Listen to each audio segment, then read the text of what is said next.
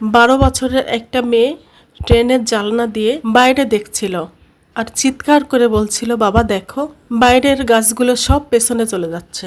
বাবা হাসছিল আর পাশের সিটে বসা এক স্বামী স্ত্রী দুজনেই বাচ্চার এই বাচ্চা স্বরূপ আচরণ সহানুভূতি নিয়ে দেখছিল।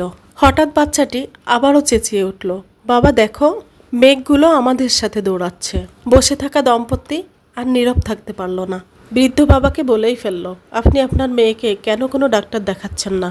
উত্তরে বাবা হেসে বলল, আমি ডক্টর দেখিয়েছি, আমরা হাসপাতাল থেকেই আসছি। আমার মেয়ে জন্ম থেকেই অন্ধ। আজকেই প্রথম ওর চোখের আলো ফিরে পেয়েছে। আজকেই ও সব কিছু দেখতে পাচ্ছে। এখন এই গল্পটা থেকে আমাদের শিক্ষা নেওয়া যে জায়গাটা, পৃথিবীতে প্রতিটি মানুষেরই একটা গল্প থাকে। কাউকে ভালোভাবে না জেনে, তার সম্পর্কে কিছু না জেনে, তার সম্পর্কে কিছু বিচার করে ফেলবেন না। সত্যিটা আপনাকে চমকে দিতে পারে অনেক সময়।